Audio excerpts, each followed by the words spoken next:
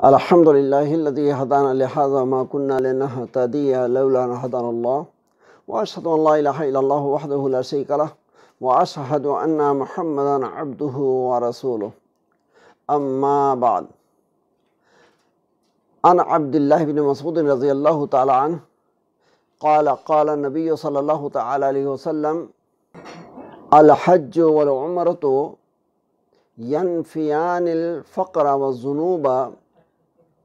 كما ينفي القير خبث الحديد والذهب والفضة وليس للحجة المبرورة ثواب إلا الجنة. رواه الترمذي والنسائي وأحمد والحاكم وابن خزیمہ وابن حبان رحمهم اللہ تعالی. معزز سامعین، قابل احترام ناظرین، ابھی جن ایام سے ہم گزر رہے ہیں اور یہ جو مہینہ ہمارے سروں پر سایہ فغن ہے، شوال کا مہینہ، اس کے بعد ذی القعدہ آئے گا، انشاءاللہ پھر ذی الحجہ ہے. یہ جو مہینے ہیں یہ حج کے مہینے کہلائے جاتے ہیں. اس میں اللہ کے بندے، اللہ کی بندیاں حج کی تیاری کرتے ہیں. ابھی جو حالات ہمارے اوپر ہیں، ہم اپنی مجبوری کی وجہ سے شاید اس سال حج کی ہمیں توفیق حاصل نہ ہو، لیکن پھر بھی یہ جو ایام ہیں یہ حج ہی کے ایام ہیں. اس لیے مناسب معلوم ہوتا ہے کہ آج میں آپ کی صحبت میں کچھ حج اور عمرے کی ایسی برکتوں کا ذکر کروں جو ہماری زندگی کی ضروریات کے تعلق سے ہیں. یہ حج اور یہ عمرہ ایک بڑی عظیم عبادت، اس کے اندر جو اللہ تبارک و تعالیٰ نے ثواب رکھا ہے، اجر رکھا ہے، اپنی رضا اور خوشنودی کا سامان رکھا ہے، آخرت کی کامیابی اور کامرانی کا اسے جو وسیلہ اور ذریعہ بنایا ہے، اسی کے ساتھ ساتھ یہ حج اور یہ عمرہ کی عبادت ہماری دنیاوی زندگی کی جو ضروریات ہیں ان میں بھی یہ بہت ایفیکٹو اور بہت مفید ہے. آج جیسا کہ یہ بات ڈھکی چھپی نہیں ہے کہ آج دنیا جہاں بہت ساری مشکلات سے گزر رہی ہے، انہی میں ایک دقت و دشواری روزی روٹی کے تعلق سے ہے، انکم اور آمدنی کے تعلق سے ہے. یہ جو حدیث ابھی آپ کے سامنے پڑھی گئی ہے، اس حدیث کے اندر اللہ کے نبی صلی اللہ علیہ وسلم نے حج اور عمرے کو ذریعہ آمدنی اور انکم سورس کے طور پر ہمارے سامنے پیش کیا ہے، اور امت مسلمہ کو بتلایا ہے کہ یہ حج اور عمرہ کی عبادت جہاں رب کائنات کی خوشنودی اور رضا کا سامان ہے، وہیں پر اگر اسے تم شرعی طور پر انجام دو تو یہ تمہاری زندگی کی ضروریات کے پوری کرنے کا بھی ایک وسیلہ ہے. اس سے تمہاری زندگی خوشحالی کے ساتھ گزرے گی، تمہاری ضروریات اللہ پوری فرمائے گا اور تمہاری کمائی کے اندر برکت عطا فرمائے گا. آئیے حدیث رسول صلی اللہ علیہ وسلم کا ہم ترجمہ سنیں. صحابی رسول حضرت عبداللہ بن مسعود رضی اللہ تعالیٰ عنہ بیان کرتے ہیں کہ نبی اکرم جناب محمد رسول اللہ صلی اللہ علیہ وسلم نے ارشاد فرمایا: تابعوا بین الحج والعمرہ، کہ اے میری امت کے لوگوں، اللہ کے بندوں اور بندیوں، حج اور عمرہ کے اندر متابعت اختیار کرو،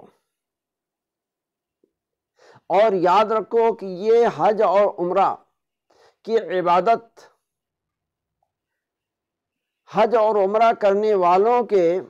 گناہ اور ان کے محتاجی کو ایسے ہی ختم کر دیتے ہیں جیسے کہ بلیک اسمتھ کا اسٹوپ یا گولڈ اسمتھ کا اسٹوپ لوہے اور سونے چاندی گولڈ اور سلور کے میل کچیل کو صاف کر دیتا ہے، ختم کر دیتا ہے۔ اس حدیث کے اندر ایک چیز خاص طور پر ہمیں یہ سمجھنا ہے کہ جو اللہ کے نبی صلی اللہ علیہ وسلم نے تابعوا بین الحج والعمرہ کہ حج اور عمرہ کے درمیان مطابقت کرو، اس کا کیا مطلب ہے؟ محدث کبیر ابو الحسن سندھی رحمہ اللہ اور علامہ مناوی رحمہ اللہ یہ دونوں مطابقت کا مطلب یہ بتاتے ہیں کہ حج کرنے کے بعد آدمی کو چاہیے کہ عمرے کی تیاری میں لگ جائے، اور جب عمرہ سے فارغ ہو جائے تو پھر حج کے انتظام اور تیاری میں لگ جائے۔ اس کو کہتے ہیں مطابقت کرنا۔ تو اللہ کے نبی صلی اللہ علیہ وسلم فرماتے ہیں کہ جو میرا امتی اللہ کا بندہ یا بندی حج اور عمرہ کے درمیان اس طرح کی مطابقت اختیار کرے تو اس کے اس عمل کی برکت سے اللہ تبارک و تعالیٰ اس پر دو انعام فرماتے ہیں۔ ایک تو اس کے گناہ کو معاف فرما دیتے ہیں، بخش دیتے ہیں، اور دوسرے اس کی جو محتاجی ہے، فقر ہے، اس کو ختم کر دیتے ہیں۔ محتاجی کی جگہ پر اس کو تنگری اور مالداری عطا کرتے ہیں، اور پھر اس کی اگزامپل اور مثال دیا کہ دیکھو حج عمرہ کرنے سے گناہ کیسے ختم ہوتے ہیں، محتاجی کا کیسے صفایا ہوتا ہے۔ ایسے ہی جیسے کہ ایک لوہار ہے، بلیک اسمتھ ہے، جب وہ اپنے اسٹوپ کے اندر لوہے کو رکھتا ہے تو جیسے لوہے کی میل کچیل دور ہو جاتی ہے، اور اسی طرح سے گولڈ اسمتھ جب گولڈ اور سلور کو اپنے اسٹوپ میں رکھتا ہے اور اس کو پکا کر کے اس کے میل کچیل کو دور کرتا ہے، اور گولڈ بالکل نکھراتا ہے، سلور ایک دم صاف ہو جاتا ہے، اسی طریقے سے اللہ تبارک و تعالیٰ حج اور عمرہ کرنے کی وجہ سے حج اور عمرہ کرنے والوں کے گناہوں کو ختم کر دیتا ہے، اور ان کے ساتھ ان سے متعلق جو محتاجی ہوتی ہے اس کو دور فرما دیتا ہے، انہیں خوشحالی اور فارغ البالی نصیب فرماتا ہے۔ تو حضرات گرامی، عرض کرنے کا مقصد یہ ہے کہ یہ جو ہم عبادتیں بجا لاتے ہیں، ان عبادتوں کے بارے میں صرف ہمارا یہی نہیں خیال ہونا چاہیے کہ یہ اخروی زندگی کے کامیابی کے وسائل اور اسباب، وہ تو برحق ہے، لیکن اسی کے ساتھ ساتھ ان عبادتوں کے ساتھ اللہ تبارک و تعالیٰ نے اس دنیا کی زندگی کے تعلق سے بھی ہماری جو ضرورتیں ہیں، محتاجیاں ہیں، ضرورتوں کو پوری کرتا ہے، محتاجی کو دور کرتا ہے، جیسا کہ حدیث رسول صلی اللہ علیہ وسلم آپ نے سنی، جن کے بارے میں اللہ نے فرمایا وَمَا يَنْتِقُ عَنِ الْهَوَىٰ إِنْ هُوَ إِلَّا وَحْيٌ يُوحَىٰ کہ اے لوگوں یاد رکھو کہ میرا پیغمبر محمد رسول اللہ صلی اللہ علیہ وسلم جو کچھ بھی دین کے تعلق سے بتلاتے ہیں، جو کچھ بھی فرماتے ہیں، وہ اپنی خواہش نفس سے نہیں بات کرتے۔ ان هو الا وحی یوحیٰ جو کچھ بھی آپ کی زبان مبارک سے نکلتا ہے وہ خالص وحی ہوتا ہے، اللہ کا کلام ہوتا ہے، اللہ کا فرمان ہوتا ہے، اللہ کے جانب کی بات ہوتی ہے۔ اس لیے ہمیں اور آپ کو کتاب و سنہ کی جو بھی باتیں ہیں، جو بھی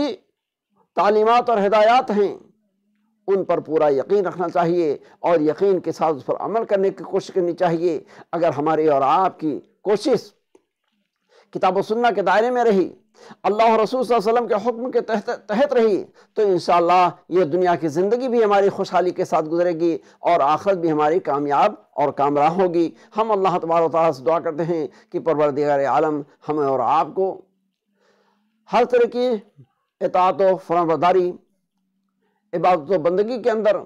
سنسیئرٹی اور اخلاص اپنانے کی توفیق عطا فرمائے، اور ساری کی ساری عبادتوں کو نبی کریم صلی اللہ علیہ وسلم کی سنت مطہرہ کے مطابق انجام دینے کی توفیق عطا فرمائے۔ ہماری اور آپ کے باتوں کو قبول فرماتے ہوئے اس کو ہماری دنیوی زندگی کی کامیابی کا ذریعہ و وسیلہ بنائے، اور ساتھ ہی ساتھ آخرت کی زندگی کے اندر بھی اس کی وجہ سے ہمیں اور آپ کو کامیاب اور کامران بنائیں، آمین۔ اقول قولی ھذا استغفر اللہ لی ولکم ولسائر المسلمین فاستغفروہ من کل ذنب انہ هو الغفور الرحیم، وآخر دعوانا ان الحمد للہ رب العالمین، والسلام علیکم ورحمۃ اللہ وبرکاتہ۔